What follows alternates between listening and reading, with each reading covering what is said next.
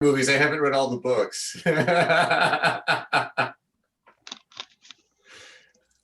So we are Too bad Einstein recording. didn't make a movie. Hello, everyone. We're recording the meeting now, and it will be posted in YouTube later. I'm going to just to get things going, just to share the screen here to let you know about a few, well, announcements. Let me share my screen. First of all, I would like to say that I want to give some space for announcements. Some of you have been doing announcements in, let me just make this very big here.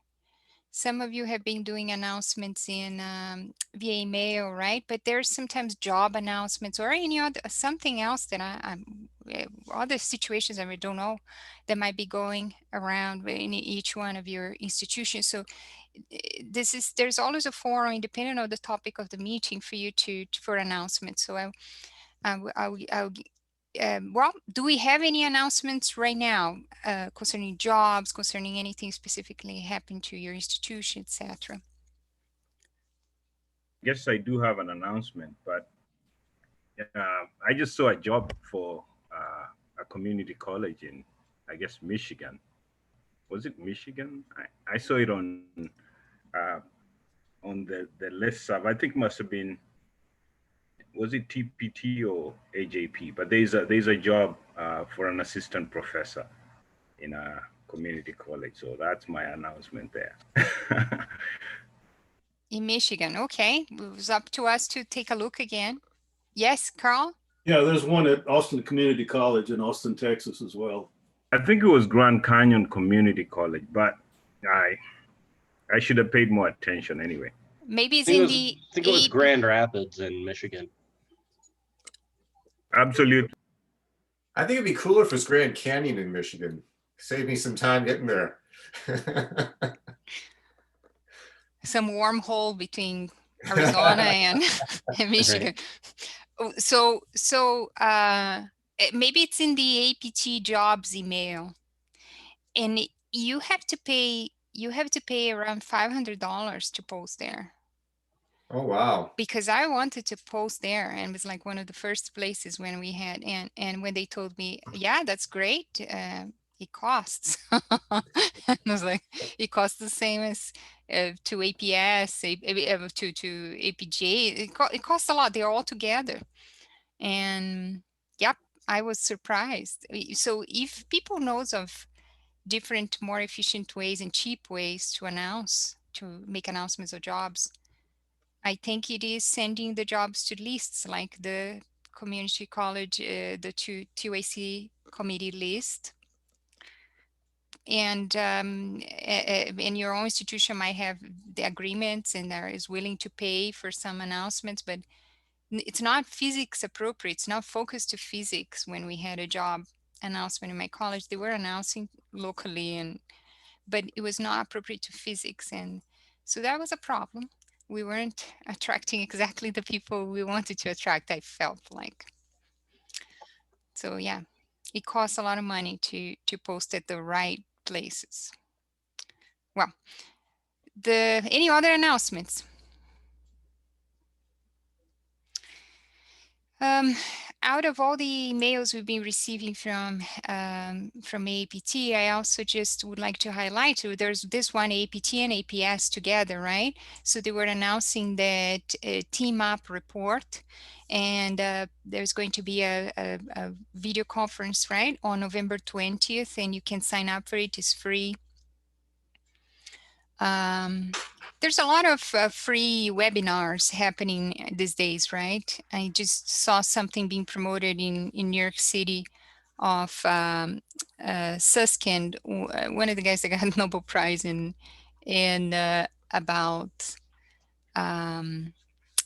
about gravitational waves, about a lot of modern physics. I can't remember the topics, or something very, but anyway, search for webinars. If we are, they're free, right? And these days, that's cool that anyone anywhere in the country should be able to watch those. I don't want to derail this, but can you tell us what Team Up is, or should I just look it up? No, it's so TMAP stands for, I'm so bad with acronyms. Do we have Anthony Squadder here?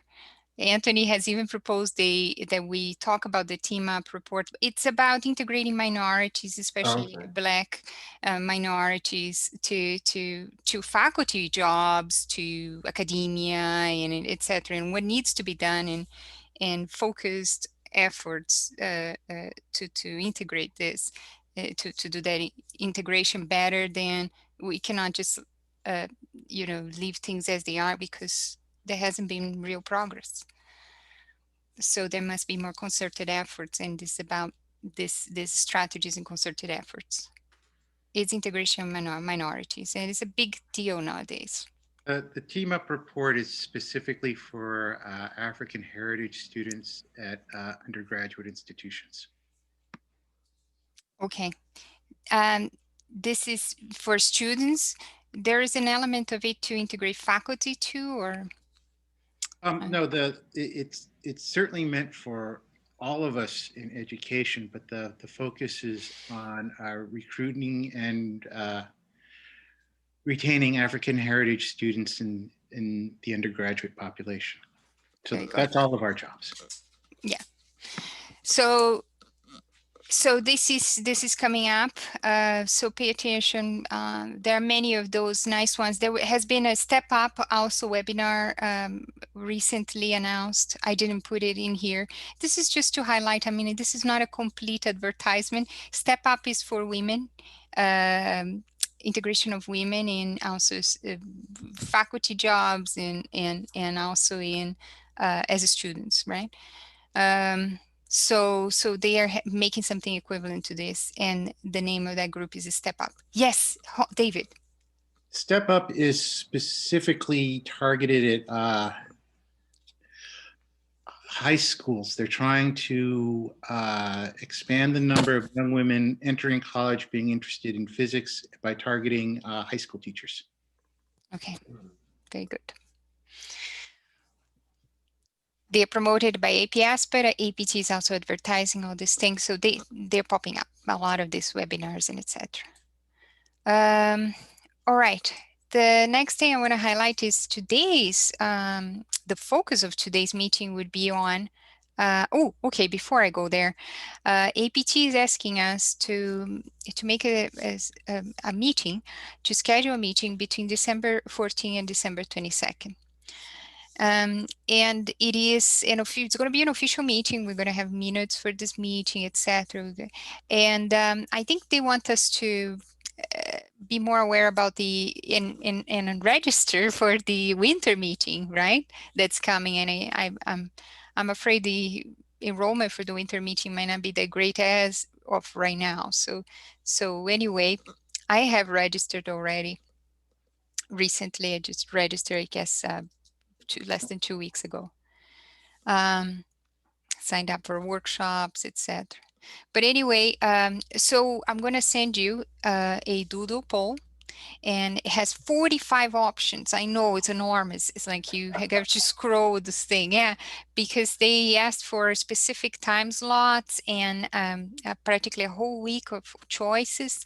And they want to do that so that the committees don't conflict with one another, and that people can really try and attend many different committee meetings. So that's why APT is doing that. So anyway, you'll be receiving this poll today or tomorrow. Please complete it, and by the end of the month, we'll close the poll, and we'll see where do we get most votes, okay? We will have a meeting on December 4 as well, because we had that where we're going to talk about, well, spring 2012, 2021 assignments and whatever is coming up. Today's meeting then was going to be about, I didn't even put the questions now, but today's meeting we're going to be about, was about extracurricular activities, and how is that changing the, and whether your institution is doing extracurricular activities, what it offers, etc. I can start with my contribution. We know that we know that extracurricular activities, what kind of extracurricular activities I'm talking about. It's not specific, but any research related engagement or outreach engagement or projects that students are working outside of the classroom. I don't know. But these are all part of this high impact educational practices, right? They can be put in this umbrella. Club activities as well. This all helps to improve engagement, right? And higher student engagement is related to more retention, better retention rates, and performance also in class, etc. So we had Suffolk. Here's Long Island. My college right here in the middle of the island, and we do have other campuses. One right here south of Comac, one here in Riverhead, but the biggest one is right here in the middle, SCCC. We have Brookhaven National Lab close to us. We have Stony Brook University close to us, all about less than 10 miles distance from us. So, so in our college, we have this STEM scholarships where these STEM scholarships where we get the students, we get them connected to people at BNL and at Stony Brook, and then they perform research with them. So it's really outside of Suffolk. We don't offer research in Suffolk, and most of our faculty are not involved in that. Although some of us try. There are many hurdles, but so what I wanted to say here, so this is one thing that my college offers, the NSF STEM scholarship. So the students get about $4,000 per year, and they have tutoring and they have a lot of help in that sense. And we connect them to research opportunities around the college. Other than that, I would say related to STEM, club activity, we have, for instance, a strong physics club, and we take the kids normally to Brookhaven National Laboratory and excursions and their guided tours, and they can talk to the researchers there. We do science fair in the college. We also come to on Saturdays sometimes to help teach high school students, local high school students that come. This is baking sale and things like that. And we bring speakers. We go to, oh my God, this was a pain, but we did go to Six Flags with the students. They have a day where it's just a physics day, things like that. I mean, those have been club activities under the umbrella of club activities. More recently, I've been involved with some other women in my college to develop this. We have a committee now called Empowering Women in Technology. I'm the only one in sciences, but there is an architect. There is someone from cybersecurity, someone in automotive, someone in IT, and here's me. I'm guiding. I'm going for all sciences and even engineering. We don't have an engineer professor yet. Women. Woman and communications, radio, TV. But anyway, all of us together, we got together and put together this workshop, and so yeah, this is what we are promoting, and we're going to do that in April. But then COVID came, but we have all the tools and all the materials.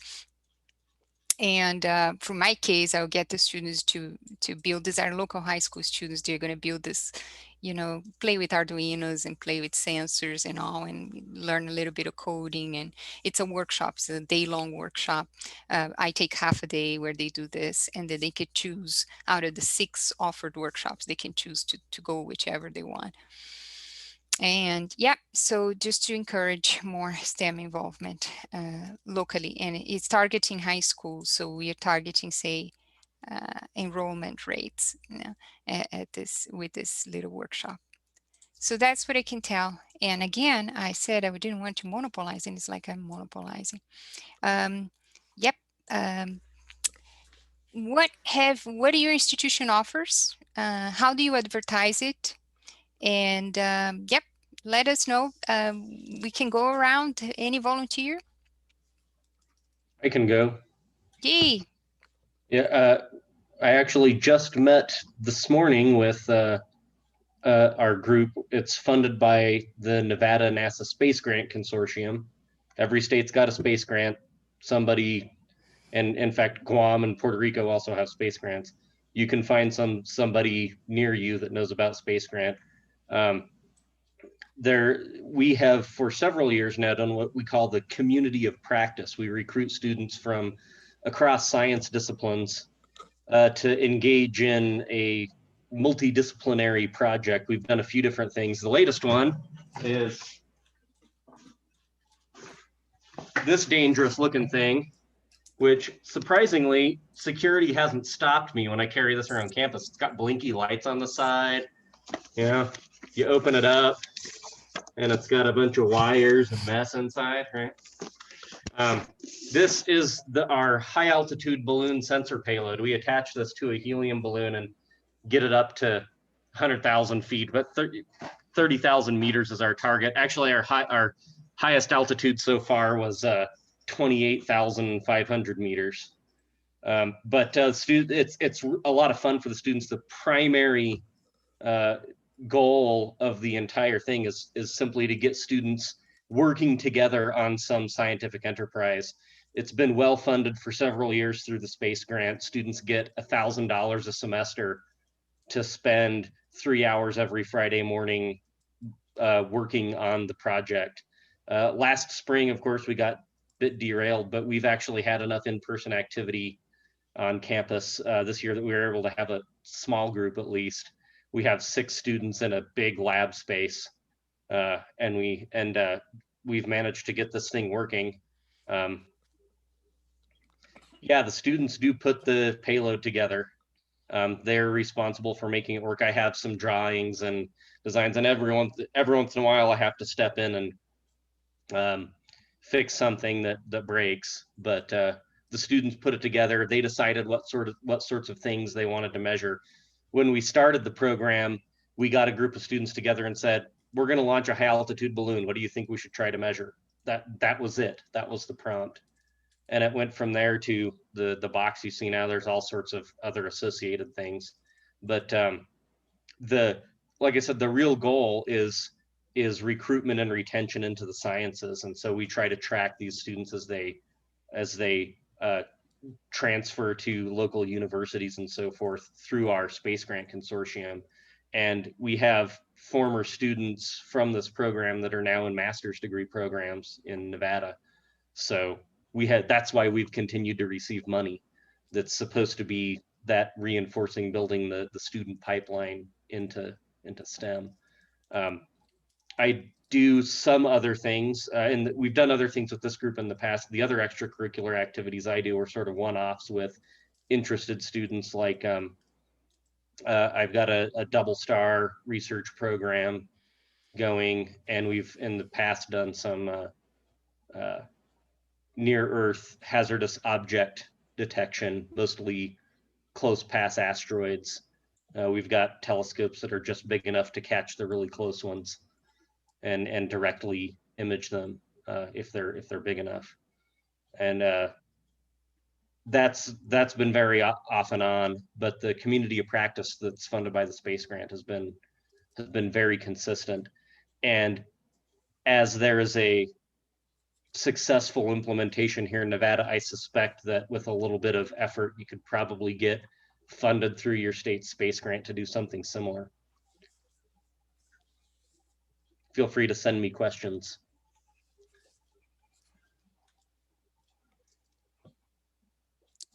So when you launch that balloon, how long does it stay up, and how do they just drive around following it until it comes back down? Well, so one of the other pieces of equipment is a little ham radio transmitter that works through so a few semesters ago, several of us, a couple of instructors and several students went through training to become certified ham radio techs through the FCC so that we can do this stuff, right?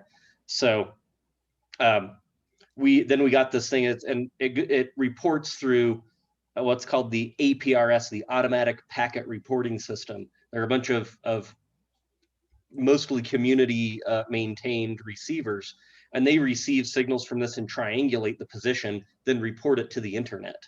So as long as we're somewhere where we have a good cell phone signal, we can actually track the thing online. And surprisingly enough, we've maintained that. We can track the thing where it lands. The trip up is about an hour and a half, depending on the exact lift rate that we plan for.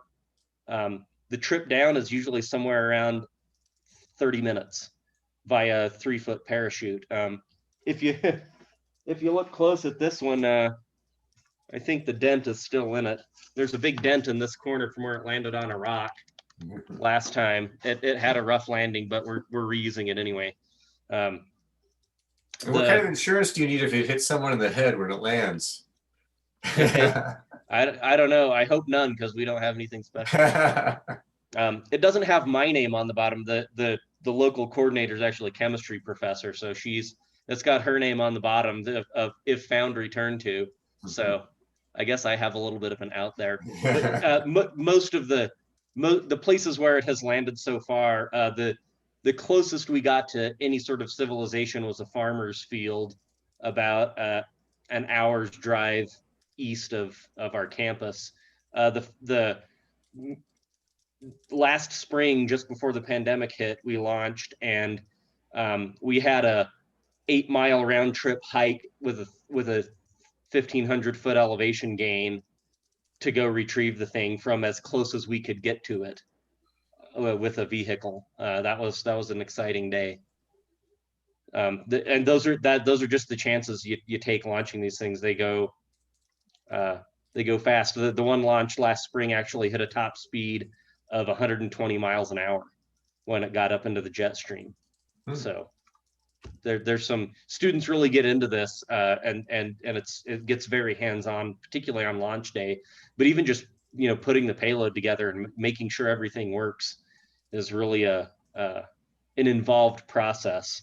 And we make sure that we take them through a day about, here are the FCC regulations for ham radio. So here's the FAA regulations for these high altitude balloons. Basically, the FAA says if a plane hits your payload, it had better come apart instead of damaging the plane. So you can't use really super strong string to hold it to the balloon. The string has a maximum braking tension, and things like that. And the size is limited, and all those sorts of things. It's an interesting one. Yeah, and of course it has to be less than a certain mass. The weight is restricted, and there, you can only get so big a balloon. And then of course helium is not cheap, so we don't want to have too large a payload, or we can't get it up that high. But it's a good project. I actually got more involved with it through AAPT. There was a workshop a few years ago about at a summer meeting about launching high altitude balloons. And it's fairly accessible. We get students who have been through a couple of intro science classes that are interested in continuing, and we've captured them into the program through this. Lately, recruitment has been our biggest issue because fewer students are actually on campus, even though we are still open, in air quotes, for in-person campus this fall. But yeah, getting students that can participate has been harder, even with the financial incentive.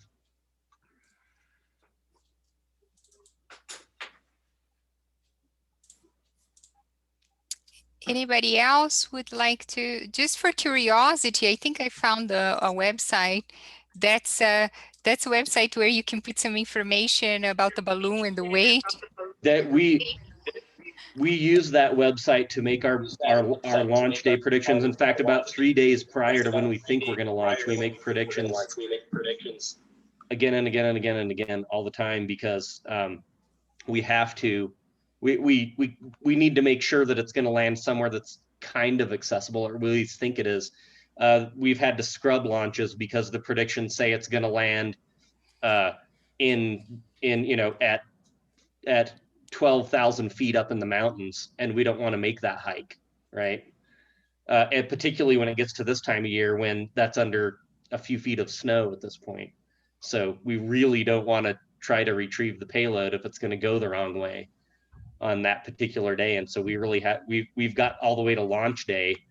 We use this website, made the prediction, and thought, well, I guess we can't launch today because it's gonna land in a bad place, right?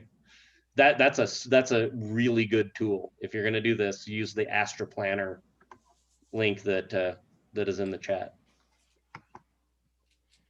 Yeah, I'm sorry, I've been having internet problems, so I decided to use my iPad. But yeah, we've also done some balloon launching when I was at BSc.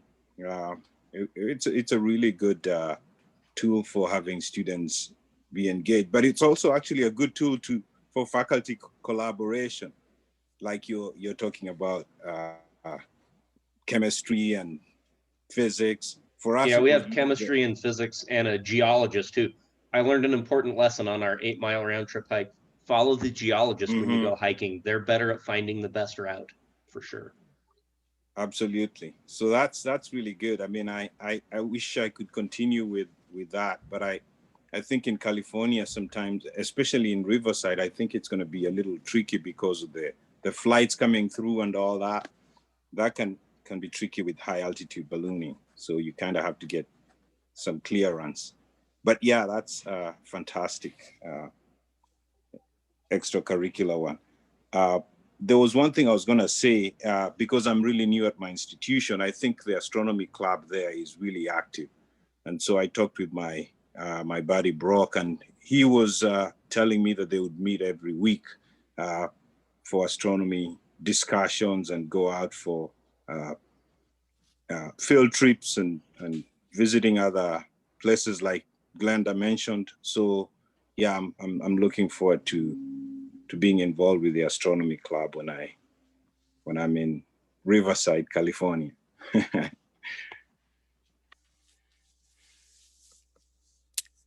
Anybody else would like to share about scholarships or outreach opportunities or more engaging opportunities for the students that your college or you offer? Extracurricular activities, things outside of the physics classroom.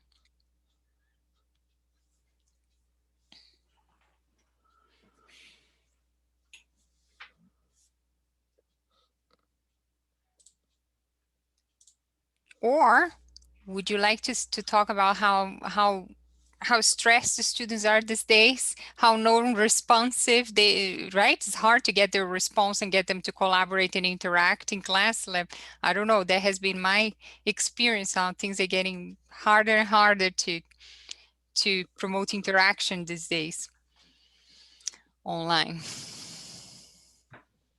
Seems like everybody's quite tired now. I'll actually just jump in and talk about what we do when we're not in the middle of COVID. We have a demo show that we've been doing for, 15 years now. We've got a 1,000-person theater and we fill it about 20 times a year. And the students are building the demos for us. We have students working backstage. We have students doing on-stage presentation. And it's just great. We charge money for it. We have a nice budget because we live in a rich part of the country. So charge $5 a head and people come on in, and we plow that money into school buses. We bring in kids from Title I schools who this might be the only field trip they have that year.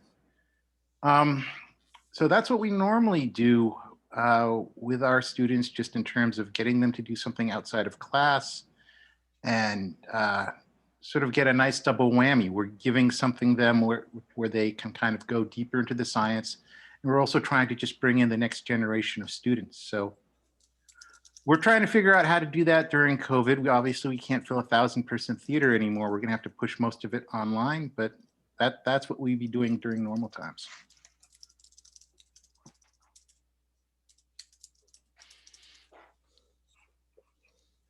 Can I talk about the next generation of students? I want to share my quite rewarding experience. Is it okay if I talk now, Glenda? Go ahead. Oh, okay. So I'm going a bit with the flow, I would say. I have a son in middle school, so I volunteer not to bring these cookies to school, but rather bring and do the physical experiments, and kids love it. So I think it's like a kind of double job. First of all, I bring simple toys and tell about physics. So, and they were quite excited, sixth graders. And oh, I didn't know that the marble run has a lot of physics and acceleration can be negative. And this goes this and that. And the Newton's cradle, simple things. Oh, I have it at home. I didn't know that two balls can bounce and give two balls, things like that. So the second point is that I am a woman, so I'm showing myself just a mom at school who is a role model for kids. And they could see that those moms are not only good in baking cookies or organizing pumpkin patches, but also good in understanding physics. And so what I noticed comparing to my experience 40 years ago, that if they see a woman, well, these days it's a bit different than it was when I was a student, but the girls do not hesitate to come and approach us at first the table and try the experiment. So I think part of it is that they see women doing this thing, they are girls.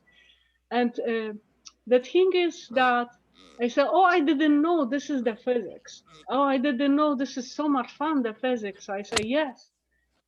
Take AP classes later. Take the physics courses in high school so you can go more. They simply don't know. And what I notice is that many of them, I guess it's a national trend, is they will, if they have a choice in high school to pick up between chemistry, biology, and physics, of course, they will pick up biology, not physics. So I'm trying just to spark this idea with them that it's worth to learn physics. This is really something not very difficult. And it's a lot of fun by showing toys at the level when they are just not to decide yet that they have to pick up physics. And I was lucky to have the open-minded teacher to let me do it at school. That was before COVID. Right now, I can't do it. I can't enter school to do extra things. But I think it's good to start even at lower level with the outreach at the level of middle schoolers, so they know they will have the idea in mind that they can do it in high school and then to come to the colleges. I know I have a couple of pictures. I'm not sure I'll be able to share it. Can I share the screen? Maybe one or two just. Yes, I'm gonna make it. I didn't do this before, Okay. but everybody can share now. Yes. All right. I will try. I hope. I don't have the presentation prepared, but I will try. Do you want to take a few more minutes?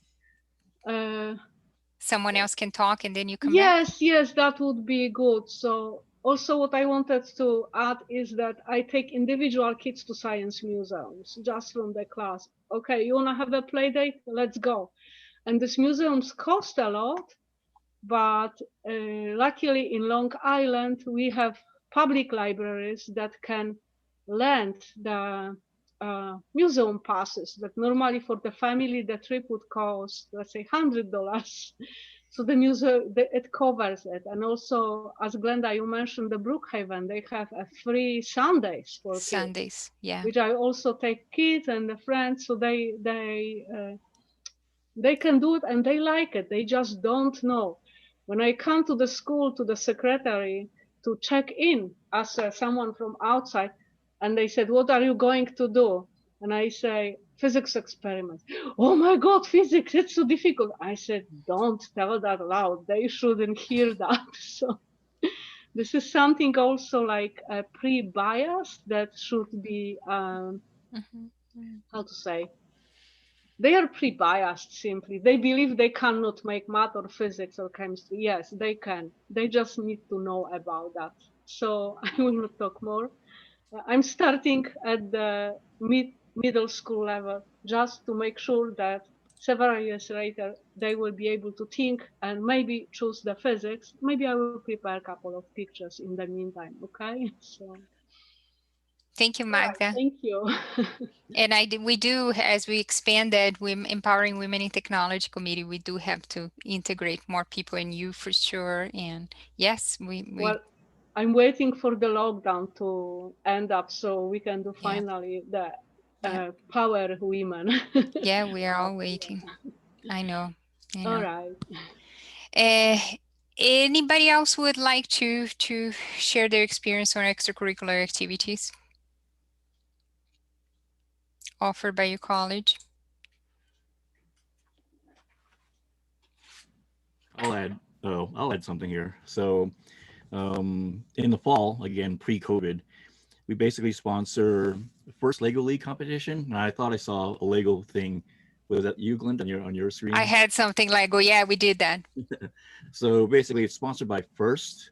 I think Dean came in as the person who's in charge of all the things there. But basically a first Lego League competition, people and kids in elementary school get together to try to succeed in a planned competition. And the planned competition is usually a theme. A theme might be like recycling. Another theme might be helping the elderly. Another theme might be pollution. And so what happens is there's this group in Hampshire that designs specific Lego little tasks, and the students at the elementary school have to use Lego robotics, which is basically some little device that they add Legos to, and it moves around like a little robot and has, articulate arms and gears and does these little things to complete the task within a 2-minute, 30-second time limit. And it's usually slated for fourth graders, but grades around elementary school all participate. It's a competition. It's really exciting and gets the kids really involved in. I've had the opportunity to referee these competitions, and it's held at the event center, and it's, parents are there, and it's a lot of people are watching these, exciting events. You're watching two kids and a robot run around a board area trying to complete every little task within a span of 2 minutes to try to get as most as possible. And those kids, the best kids, get sent to nationals for like the national event. So it's a state local competition. It serves as a screener for the nationals. So that's when we try to basically have students at a young level get engaged with engineering in the context of Legos and programming, easy Lego robotics in order to accomplish their task, and hopefully with them as they move on towards their college years. Another event that we sponsor is Science Olympiads. We basically have a variety of exams or tests or events that students from variety of high schools all around the state, they come down to Casper College and participate in Science Olympiad and engage in science and tasks or tests over the course of 2 days or so. And so those are a variety of things that we try to do to help, science to our community abroad.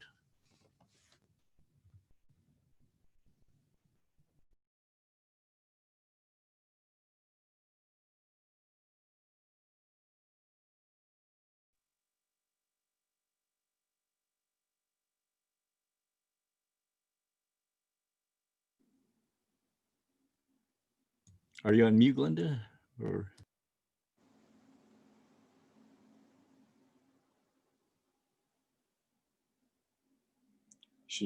Can you hear me? yeah, I can hear you, Tony. Okay, cool. Okay, and you guys can hear me, right? Yeah. Okay, all right. Yeah, well, I can't hear think we Glenda. lost Glenda. Hello, Glenda. Yeah, Yeah. I can see her moving, but I can't. Although her microphone's there, she is. Maybe. There you go. Yeah. I don't know. Sometimes. You're back. Yeah, I'm back. Yeah, I had to connect and disconnect stuff. Okay, all right. Let me see. I don't know if you have seen these papers. Well, this is something I like a lot that changed the way I see things. Let me see what what screen do I want to go to? The way I see things. Oh my goodness, I should have prepared this. I want to find Crystal Bailey's Crystal Bailey's paper, and I think it might be here. Yeah. So Crystal Bailey in one of the APT meetings, she was presenting a paper just like this, breaking the myth of the non-traditional physicist. And she has a paper on the this is in the Physics Today in October 2019 on the same topic, teaching for physics tomorrow, equipping students to change the world. Why should engineers have all the fun? And so they wrote this grant proposal that's called PI for Innovation and Entrepreneurship, Physics Innovation Entrepreneurship Education, which is to integrate more of the skills that are in the engineering curriculum in the physics curriculum too, such as some business skills, project management, and getting more involved in projects and things in putting that more in the physics curriculum, because these are highly transferable skills. And anyway, so that has really changed my way of seeing the future and the goal, what I should aim at for my department and our program. I don't know if you guys have seen this, but Crystal Bailey, she works for APS, and in the career, she published a lot in the careers section in the APS and APS also website, and she's always at the APT giving some talk. So I don't know, it's a good person to go after and see Crystal. Okay, I will stop sharing the screen.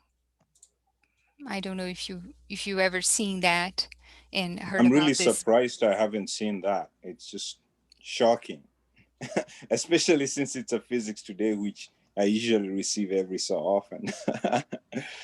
That's really amazing, but it's good stuff. I think I'll have to follow up and see what Crystal has done. That the path of most bachelors is they go to industry, of our physics bachelors, and they go to industry and they are working on things that engineers are working on. I dare say though that I saw a few names that I've seen at AAPT, like Randall Tag, and so maybe the ideas that Crystal presents have been there before in a variety of different ways for AAPT people. But I definitely would want to read that article. Yes, so for instance, there are examples of curricular materials and what some people have been using, right? So they said, so Randall is right here. So he's doing technical competencies. I mean, he promoted a workshop at the last APT with this title, but that's also a class that I think he offers in Colorado. For the students, where it's just about projects and a lot of Arduinos and a lot of different technology. This one mentioned in Rochester, pop-up courses on industry and innovation, PI modules for industry physics courses. This is in Maryland, etc. So yeah, in that article, there are a few other, yeah, you mentioned Randall, so he's also integrated in this, is very aware of this PI initiative.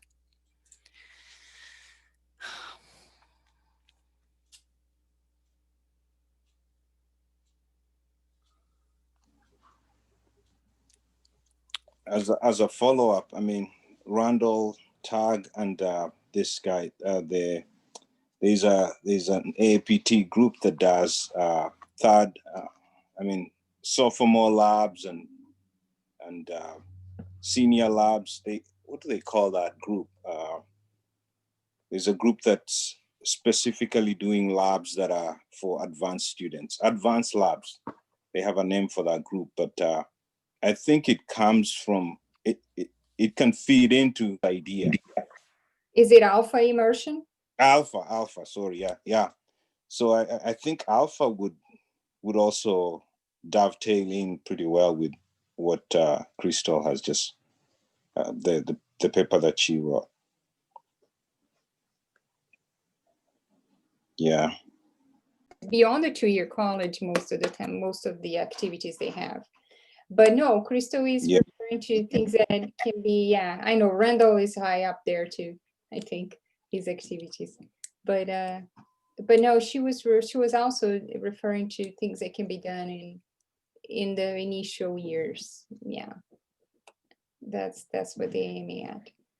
And how that is important for, again, retention and engagement of the students and all. Anybody has any questions about that survey that there was an email, right, recently about a survey promoted by Michael Vignal of Colorado. I have signed up for that, and it's gonna come, and I'll send to most of our students. But again, the students have been so non-responsive that I don't think there will be a lot of replies. But everyone counts, right?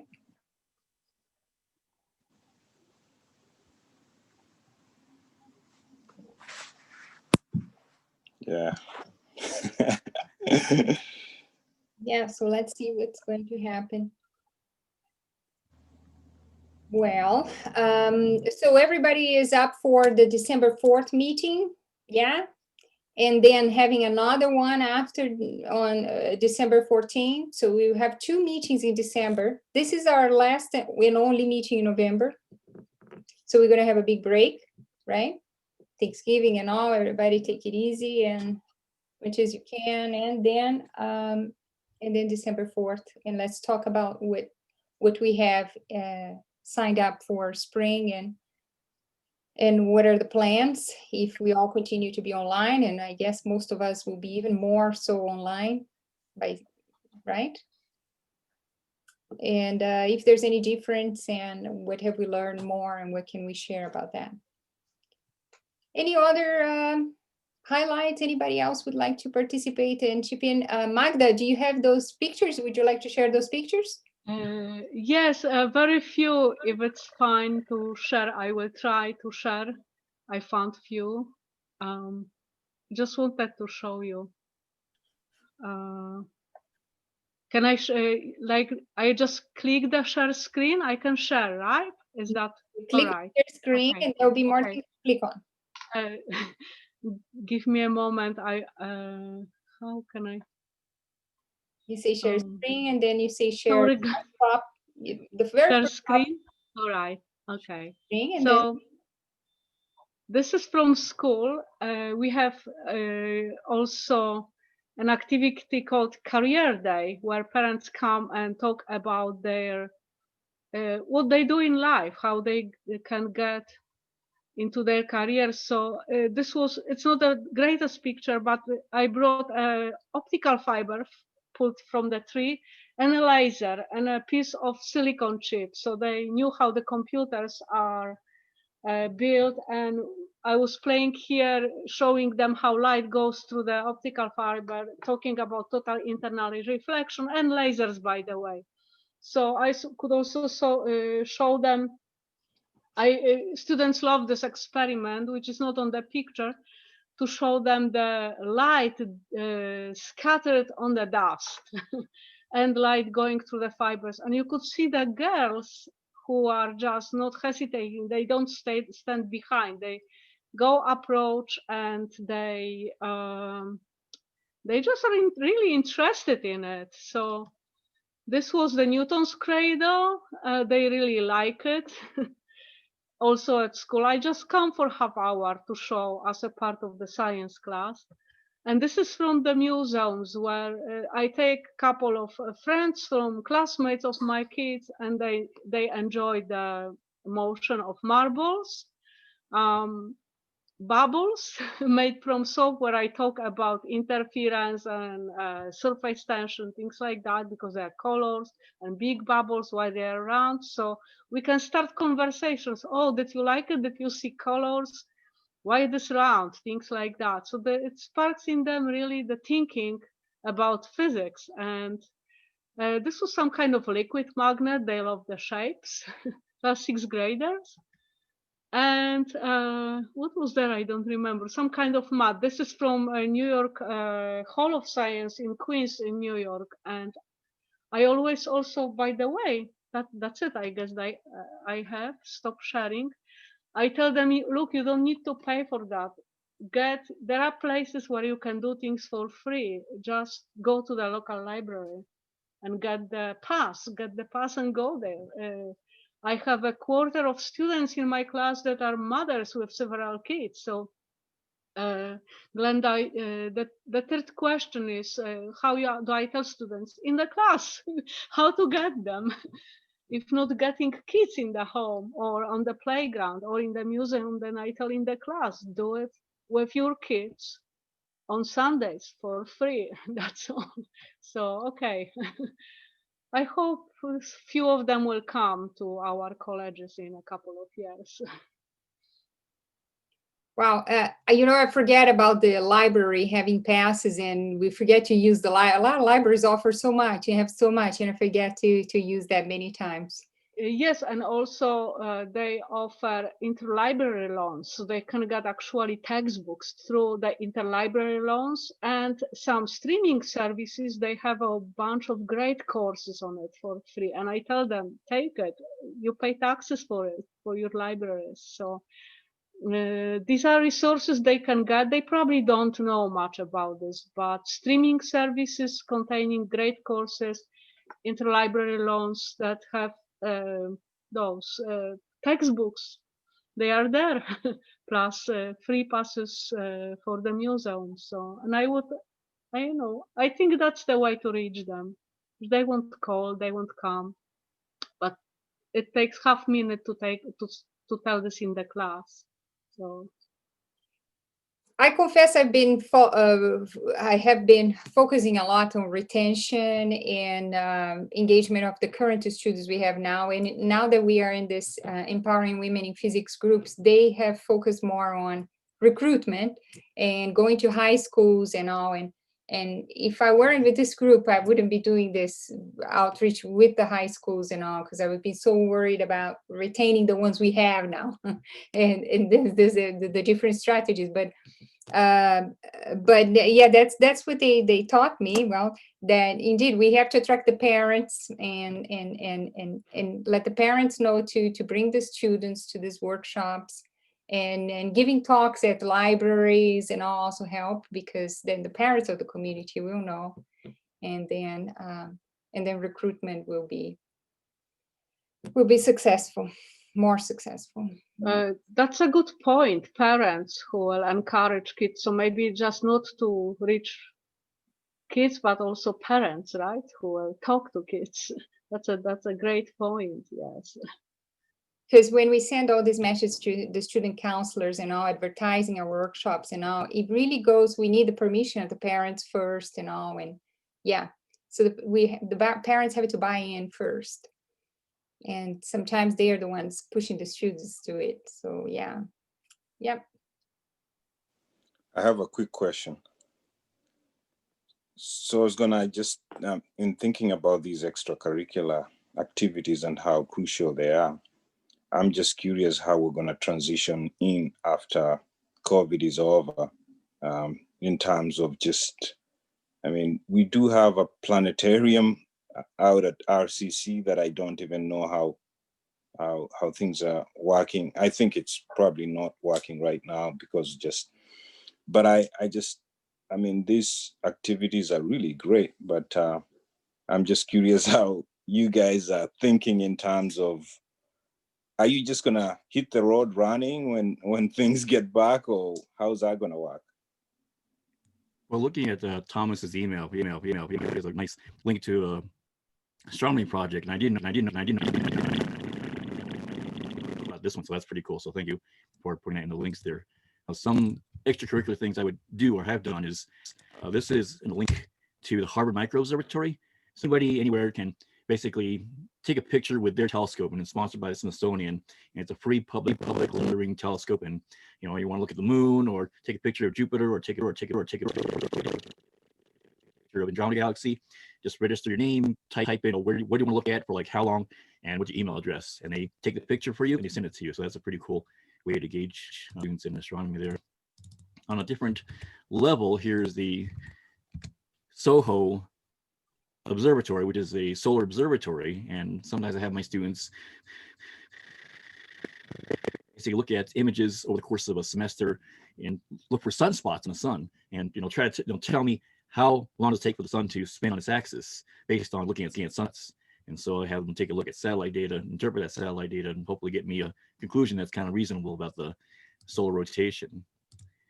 And finally, the classical image that a lot of people have, a lot of kids and students have, is that a scientist is an elderly figure, graying beard, a little white lab coat and stuff. And there's nothing wrong with that. They're perfectly fine piece stuff. But this link that I sent to you there, is it there?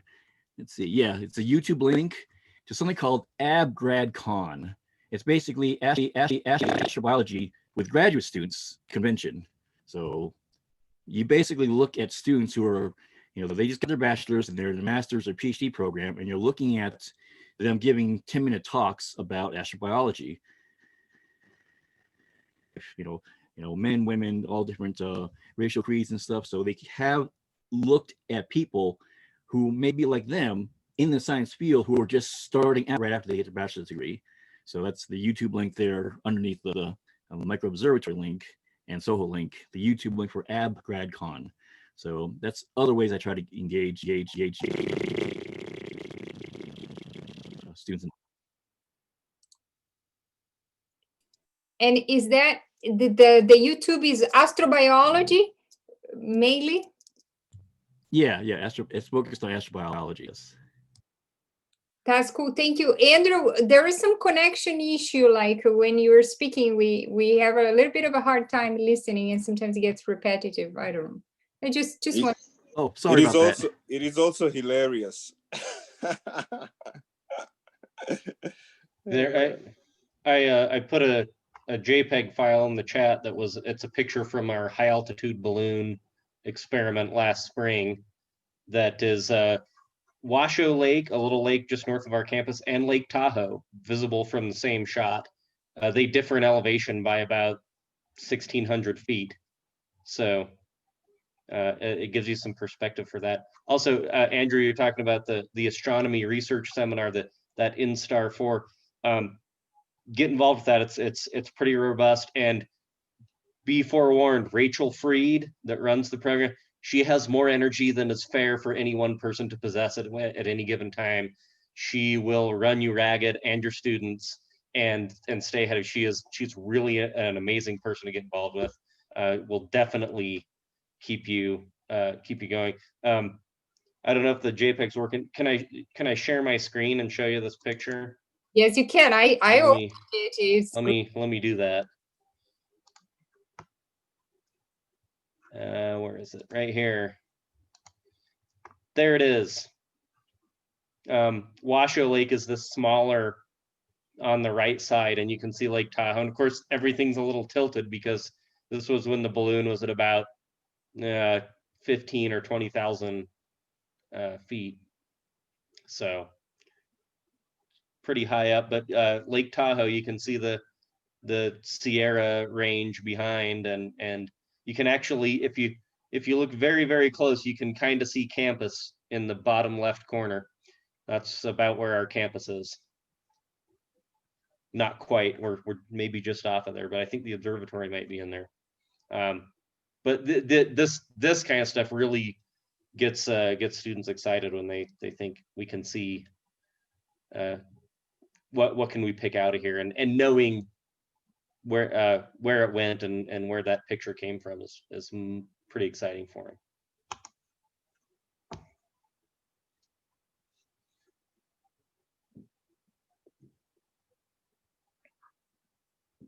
Anybody else would like to chip in and say anything else about extracurricular activities? Then we're going to wrap up, and I'll meet you again via email or December 4th to talk about spring 2021 assignments. Thank you, everybody, for coming. Have a great one. Happy Thanksgiving to everyone. Thank Good you. to see you all. Happy Thanksgiving. Thank you. Happy Happy Thanksgiving. Bye-bye. Thank you. Bye.